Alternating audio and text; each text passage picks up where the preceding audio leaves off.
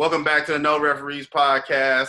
Joining us again for another quarantine edition alongside Special Jennings. I'm Evarist and Thank you for joining us. You can find us on our social media pages at No Referees Pod and on our new YouTube channel, No Referees Podcast. Our special guest today is the head coach of the University of Arkansas Razorbacks men's basketball team. He's coached at every level possible, from bitty basketball all the way to the NBA. Now at Arkansas, and he definitely loves a fresh pair of Nikes. You can find him on his Twitter page and Instagram page at Eric Musselman, and you can also follow his team pages at Razorbacks MBB. Thanks for joining us today, Coach Eric Musselman. What up, Coach? How's it going? Appreciate you guys having me on. Yeah, no problem, Coach. Hey, Coach, I named my show No Referees. Our slogan is no rules, no text, no whistles. So like I mentioned, you coach at every level. Tell me the very first time you got teed up by a ref. Oh man, probably my first week on the job in Rapid City, South Dakota, coaching the Rapid City Thrillers. That was my first head coaching job, and I was 23 years old. Fortunate enough again to coach an old CBA team, which today's equivalent of what the G League is. So that was probably the first time that I heard that whistle and then saw that motion of T. Was it something that was warranted, or do you think you remember what happened? Remember what you said? Yeah, it was warranted. I even remember the ref's name. His name was Robbie Robinson. He refed in the NBA for a cup of coffee. Refed in the old CBA in the minor leagues for probably about 7 years. So yeah, I remember getting teed up by him. He was actually shorter than me. Before we get into the COVID situation, everybody around the country is watching The Last Dance. You were involved in the NBA. You were coaching in the NBA. You coached against Jordan. I saw some stuff on your Twitter where you had some notes.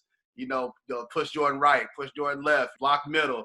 All that kind of stuff. Take us back to some of those fond memories you have coaching against Jordan, game planning against him as you're watching, The Last Dance like everybody else. Yeah, the first time I was, a part of a game that Jordan played in, I was an assistant coach with Chuck Daly. And I was an assistant there with Coach Daly with the Orlando Magic. And our Jordan rules with the Orlando Magic did not work the same way that Jordan rules worked when he was coaching the Pistons.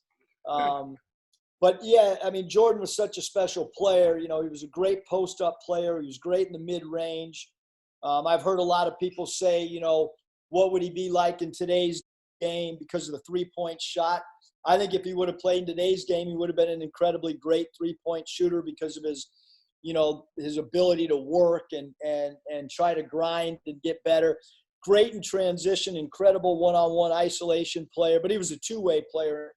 Awesome defender who could jump in passing lanes and really, really, really good in transition, both offensively and defensively. So, and then I coached against him when I was head coach of the Golden State Warriors. We played against MJ when he was with Washington. We actually beat the Wizards 2 times that year. We played them once at home and once on the road. And, one of the games, one of our staff members, Earl Boykins, torched the Wizards. I think he had 16 points in the second half. Those games are memorable. Cleveland, Ohio, Earl Boykins. That's him. Exactly right.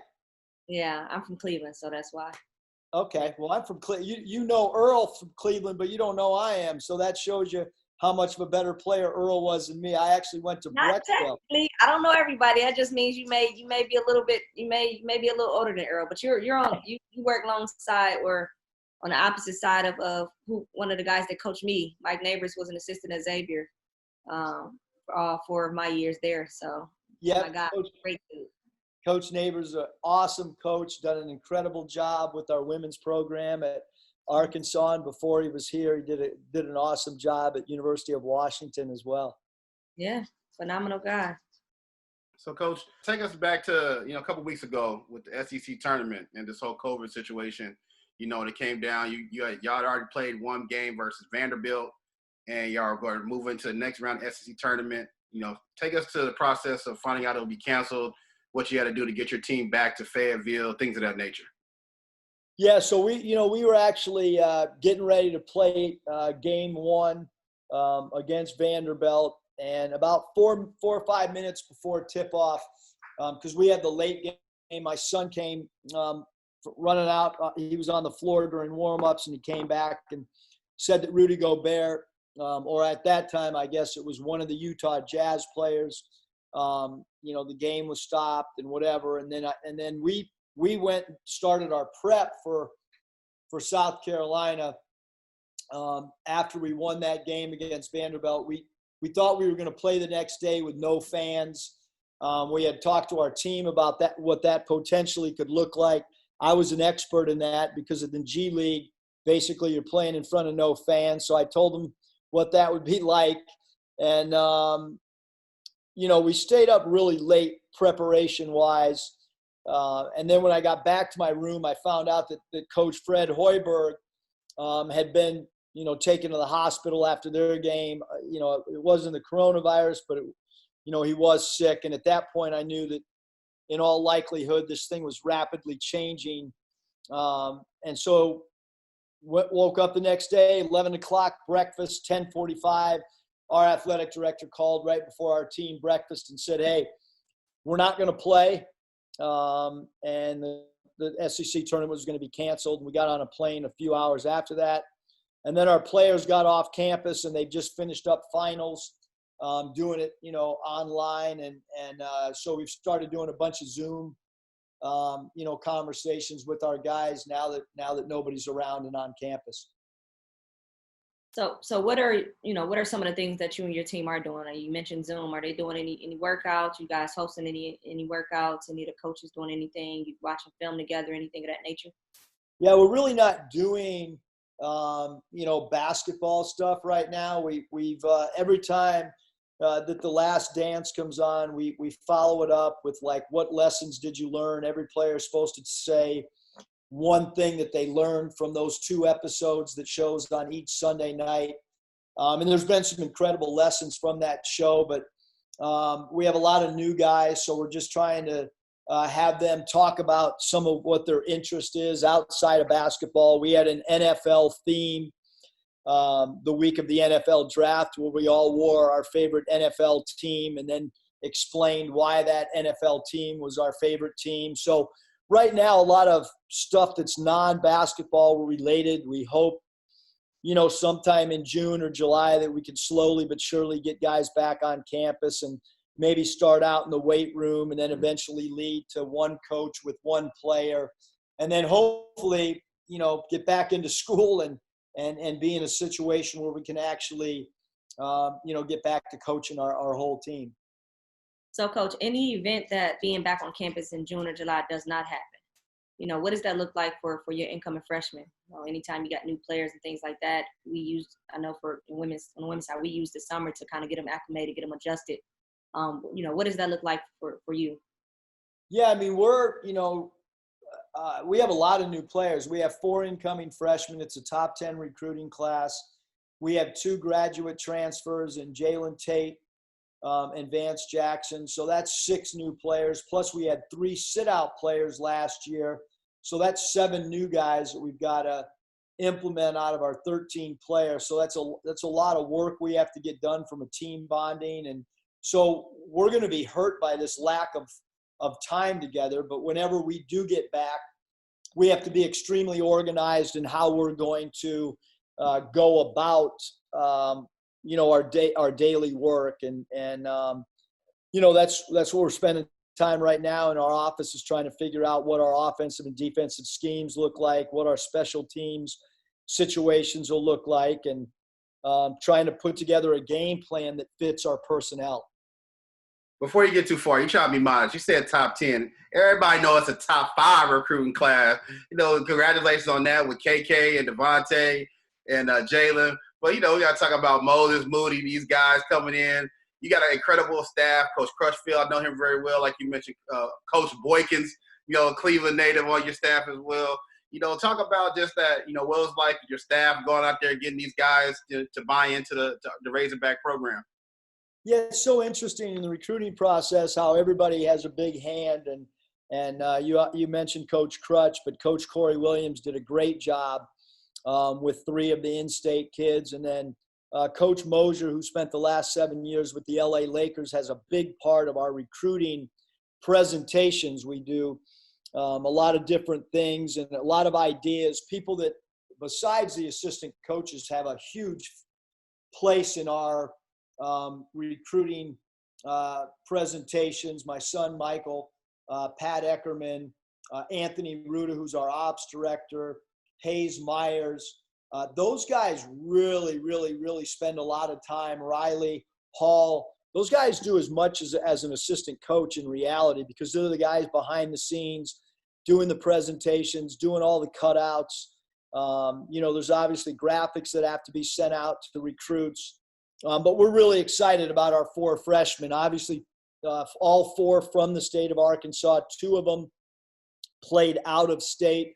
Moses Moody played at Mount Verde in Florida, and obviously KK, played at Oak Hill, where both the Martin twins, Caleb and Cody, who I had at Nevada, played where KK is coming to us from. And so all these guys have been very well coached. And, but we got 4 freshmen, and playing college basketball is a lot different, but they all bring something different to the table.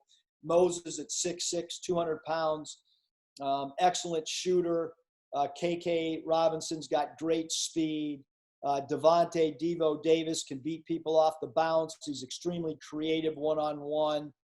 And then Jalen Williams is a guy at 6'10" that can really shoot the ball. He's a natural power forward who can maybe play a little bit of 5 spot, but he's a really good face-to-basket player who can run dribble handoffs and play with the ball in his hands a lot as well. So we're excited about those 4, and we're excited about our 2 grad transfers, Vance Jackson and Jalen Tate as well. Like these kids these days, they love the graphics, they love the gear, they love the facilities, the private planes, all that good stuff. You're known around college men's basketball as the king of social media. You stay on social media, you stay doing fun stuff, any, gimmicky type stuff, but, that's what kids like these days. Talk about just your presence on social media and why you've taken so much pride in that. Yeah, it's interesting because, for so many years of my life, I'm 55 years old right now, and a lot of the younger coaches in the college game, were too young. But when I was growing up in the business, I was thought of, even at a young age, of being old school, of being too serious, of being disciplined, no-nonsense coach.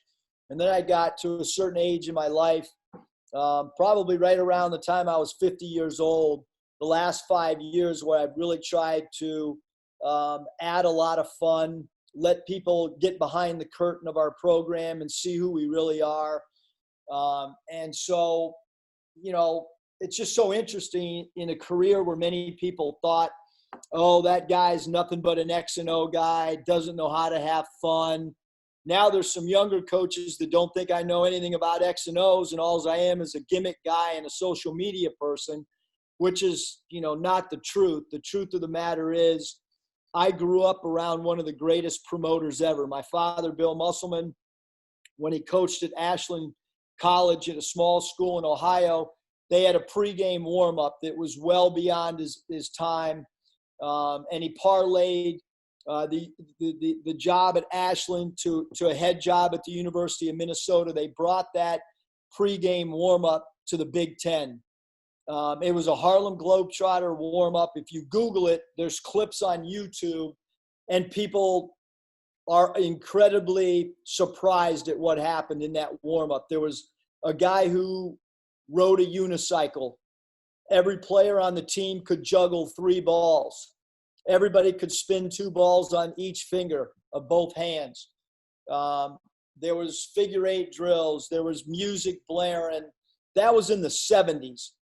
My dad was so far ahead of his time marketing-wise. And where did my dad get all that from? From a guy by the name of Ray Mears. And Ray Mears coached at the University of Tennessee and was my dad's college coach at Wittenberg, another small school in Ohio. And Ray Mears, when he coached at Tennessee, they had the Ernie and Bernie show for Ernie Grunfeld and Bernard King. And so my dad took all these ideas from his college coach, Ray Mears. He passed them on down. My dad did to myself. And so I've always felt that promotions was a big part, especially at the college level. When you're coaching in the NBA, you're not responsible for how many fans come to a game. You're not responsible for marketing.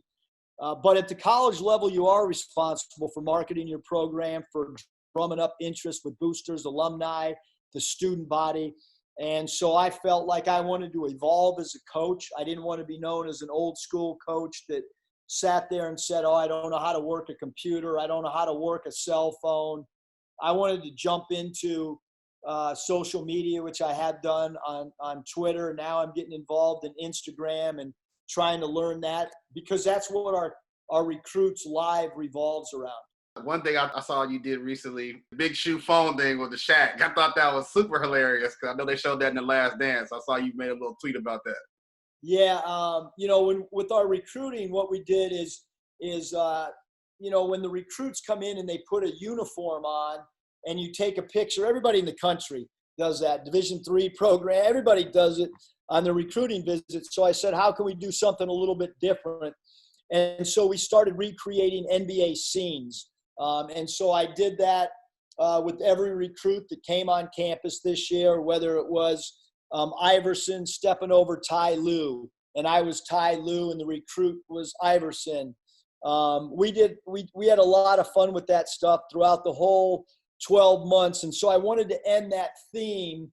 Once our guys signed, I grabbed the shoe like Iverson when he grabbed Shaquille O'Neal's shoe at the All-Star game, and acted like I was answering the phone with the recruits telling me that they had signed their paperwork and that we're fully committed to Arkansas. So you got to have fun, man, and you got to get creative. And, some people don't like the stuff. Those are people that can't come up with their own creative ideas, so they like to hate on you a little bit.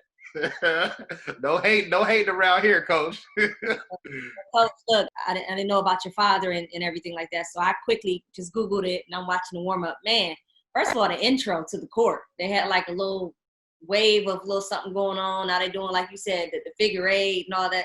That's actually unique. Are you guys going to adapt this at Arkansas, or how's that warm-up going to look? Yeah, so when my father passed away, and I went and moved all this stuff out of his home in Florida, there was a suitcase that was hidden. I never even knew this suitcase existed.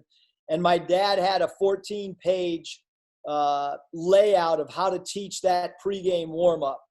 I took it.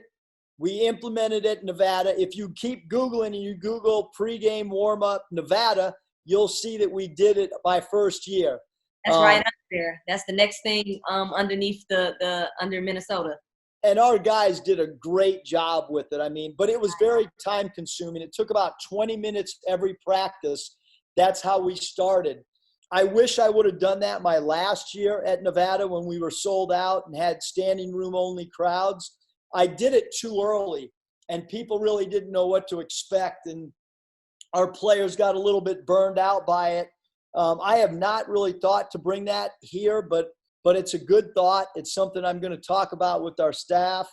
But yeah, as you're watching that University of Minnesota team that's on that clip, Klay Thompson's dad is one of those players. That's Michael Thompson, who was the number 1 pick in the NBA draft. Is he the one called the quarterback? Who was the quarterback? Somebody on here was the. Yeah, the main guy in all that who's orchestrating it all is Phil Flip Saunders. And obviously Flip went on to be the head coach of the Detroit Pistons and the Minnesota Timberwolves. But Flip Saunders was on that team. Michael Thompson's on that team. Tony Dungy, who coached in the NFL, is on that team. Dave Winfield, who is an MLB All-Star, is on that team. So there's a lot of big-time people on that that went through that pregame warm-up over a 3-year time span. Coach, are you sharing? Can you share the warm-up? That's gonna stay in the private. That's gonna stay in the private vault. Like nobody's getting that. I'm saving that.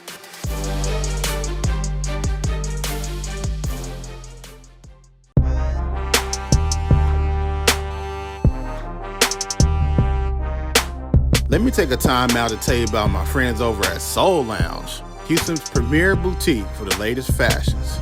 Chinatown Market? Check. BBC? You know they got all that. You know Adidas? Man, they got all of that stuff too. The swag, the footwear, Yeezys, man, they got everything. No Referees Podcast and Soul Lounge has partnered up to bring you a special offer for listening to this episode. Go online to soulloungehtx.com and enter promo code No Rules to get 20% off your entire purchase. That's No Rules, all one word, all caps.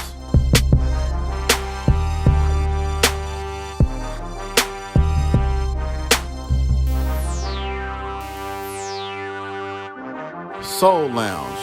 Live what you love. Coach, just recruiting, like when you're sitting in these young men home and things like that, like what are you selling? You know, Arkansas obviously it's a beautiful place. You know, what are you selling? Yeah, I mean, I think number one is, you know, every recruit's different. So, you know, you got to get to know the player as best that you possibly can. That becomes really, really important. And, you know, I don't really like to use the word selling. I just like to use the word like, you know, who are we? Like, what are we about? What does our university represent? And obviously at Arkansas, tremendous amount of history.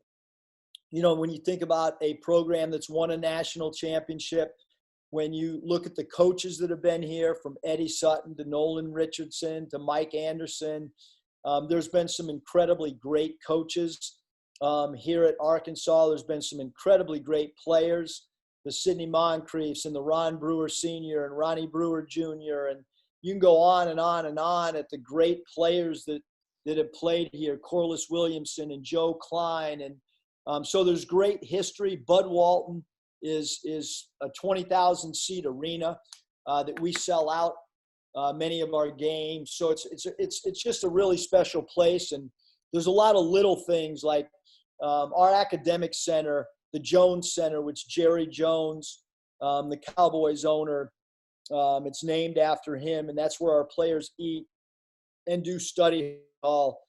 Is a state-of-the-art building, and our weight room's incredible. So I think there's so many things that we can educate recruits about how special Arkansas truly is. And what makes us really unique, there's no pro sports in our entire state. No NHL team, no MLB team, no NBA team, and no NFL team. So if you're an Arkansas Razorback player, regardless of sport, you have some star quality to you, and it's statewide. And Coach, hey, I'm a Cowboys fan. I'm from Dallas, you know, so hey, you know, mention the Cowboys. I know you had your Raiders jersey on, and your little pre-draft little, hey, Cleveland. What's the team in Cleveland? What they call? You know the name of the teams. Coach, I'm gonna stay right there recruiting. So at Nevada, I don't want to touch on Nevada too much, but you know, the last year you guys had an incredible run. You know, top 25 program all year, made it to the Sweet 16. You know, you got a certain level of kid that you recruited at that particular program. You know, what type of level of kid are you recruiting now at Arkansas to bring this program back to being a top 25 program? Yeah, I think every program, you know, has a different way of doing it. And, you know, the way that we did it in Nevada was through the transfers. You know, we had Cody and Caleb Martin. They were two huge pieces for what we were trying to do. And, you know, our fourth year there, we were ranked 17 straight weeks in the top 10. The year before, we had made a Sweet 16. And we made that Sweet 16 run after we had a terrible injury, an Achilles tear, to the guy that was kind of attached to my hip, and Lindsey Drew. But yeah, it was, you know, when you think of a place like Nevada and you go to 3 straight NCAA tournaments, it was an awesome experience. I was able to be around some really, really competitive players. We were able to recruit to what I wanted, which was a bunch of multi-positional players who could play more than 3 positions and could create mismatches. And we wanted to play with good pace, not reckless pace, but a good pace of play. We played all man-to-man in my 5 years in college as far as our defense. And, you know, I think the biggest thing is just trying to recruit as competitively natured people as you possibly can, who have a high desire and a high will to win. Yeah, in Nevada, y'all known as Transfer U over there. We were, but it's really interesting. Even though we had a lot of transfers, it all started with Lindsey Drew, who came in as a freshman, and Cameron Oliver. And Cameron went in the NBA draft. He came out of school after his sophomore year. But those two guys were really the catalyst to everything we do. Both those guys, Lindsey and Cam, started every game their freshman and sophomore year. And they were the start of really who we became. I got some questions for you, Coach. Shifting gears a little bit. What's practice like? You know, I know a lot of different things. Are you a routine guy? Are y'all, you know, offense first, defense? You spend this much on defense, this much on offense. You're, you know, the day before the game. You know, what's that stuff like? Yeah. So, you know, I had a conversation with Rex Walters the other day, and Rex was an assistant this past year at Wake Forest, and he played in the NBA. He was a head coach in the D-League for Detroit. You know, he had a good career in the NBA as a player, and he said he'd never been around a coach that managed injuries and small rosters like we had. And, you know, I think, again, perception is not always reality. A lot of people think that we have long practices when in reality, I've never had a practice in my life longer than 2 hours. We, you know, we like to go roughly an hour and a half, but there's no standing around. It's extremely organized. I've modeled all of our practices after football practices. So there's station work. There's a horn that goes off a lot of times like a football practice. Everything's, you know, to the minute. Although I do think you've got to have flexibility and you've got to have a great read and pulse for your team. The one thing I hate is when a team becomes bored. And I often tell our staff that I have coaching ADD, meaning I hate when coaches talk too long. I hate when practice becomes monotonous. I think you've always got to jolt your team with a new drill or something different. We always add a play before every game. We usually start that game with a new play that nobody's ever seen. The players, it adds a little bit of excitement coming into shoot around to work on that particular play and who's the play going to be the go-to guy and so on and so forth. And then our shoot arounds, I changed my shoot arounds when I was fired from the Golden State Warriors. I actually had an office with the Oakland Raiders, and I went in there and I went to practices and modeled a bunch of what we do on game day shoot arounds and the day before a game off what NFL teams did. I spent a lot of time around Coach Gruden when he was coaching the Tampa Bay Bucks, and have tried to model a lot of things, what we do, how NFL teams prepare the day before a game from a preparation standpoint. So y'all got some Spider 24 banana plays? We don't have that. Those are too long to yell out when you're playing a road game in the SEC. So what does success look like for your program?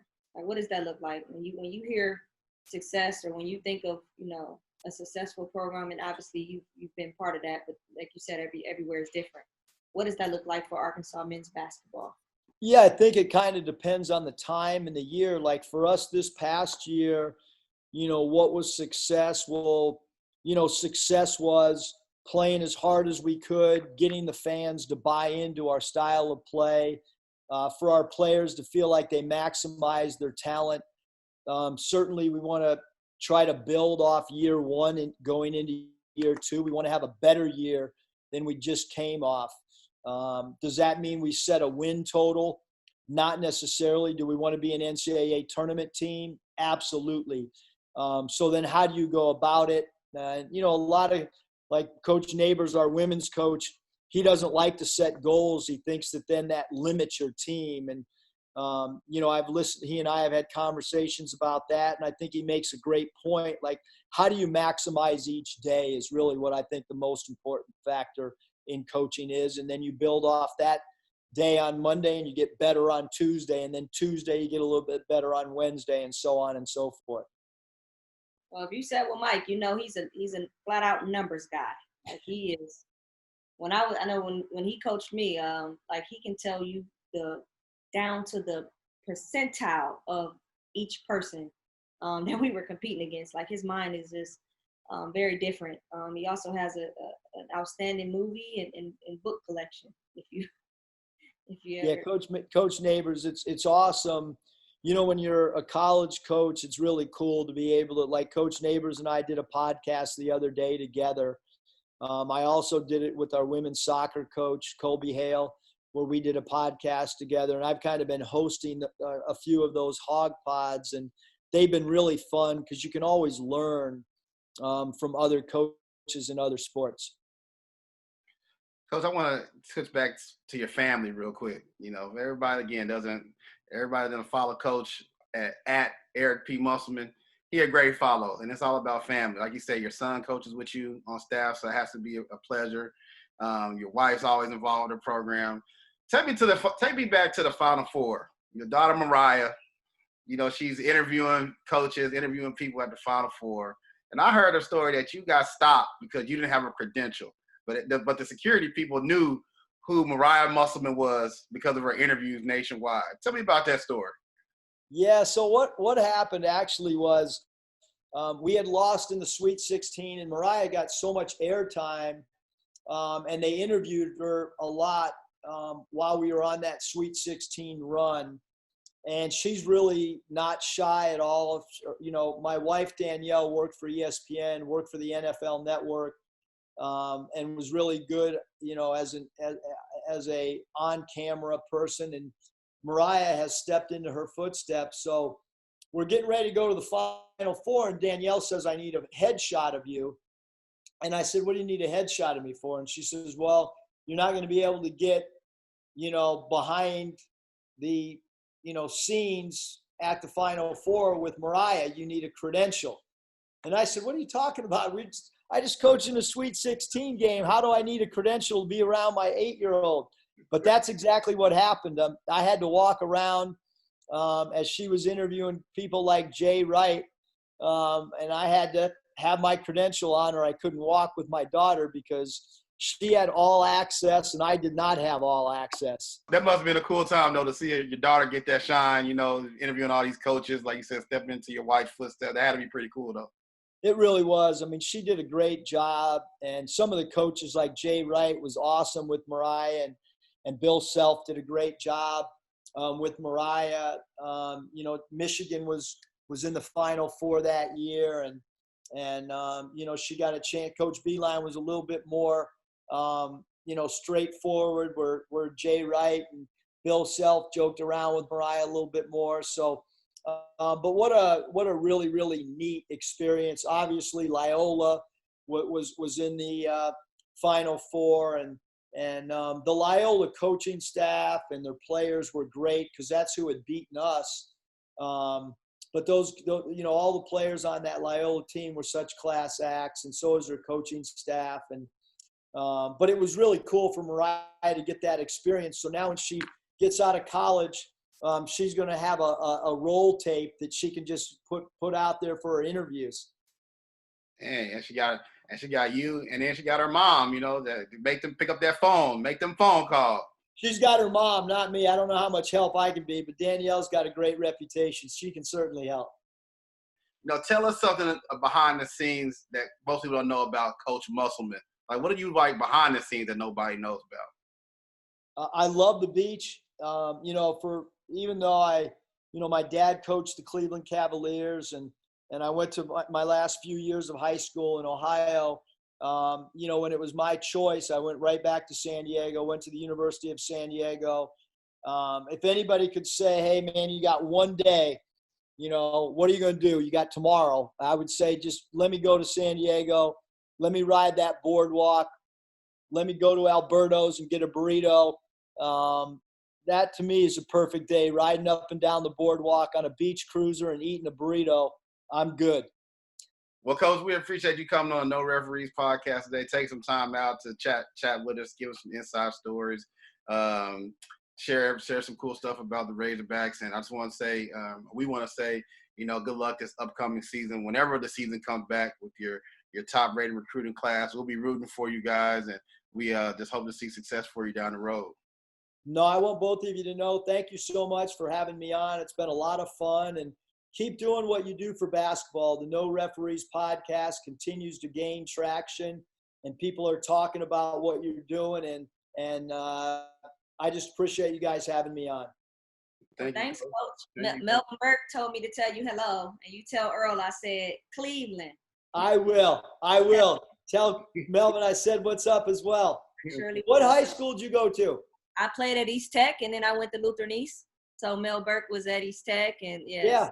And then Earl reality sports. Burke has ran reality sports, and Earl has always been a part of it. So I've been watching Earl since I was like a little girl. Unbelievable. That's so cool. Basketball world so small, whatever, men's or women's. So small. Well, awesome. Appreciate you guys having me on. Yeah, everybody please go follow Coach Musselman on his Twitter page, his social media pages at Eric P. Musselman, his team pages at Razorbacks MBB. That's the head coach of University of Arkansas men's basketball, Eric Musselman. Thank you, sir. Go Hogs. Go Hogs. Work on that hog call. Woo! And do it! Thanks for listening to another episode of the No Referees Podcast. Don't forget to hit the subscribe button wherever you're listening to this show, and rate and review us on Apple Podcasts.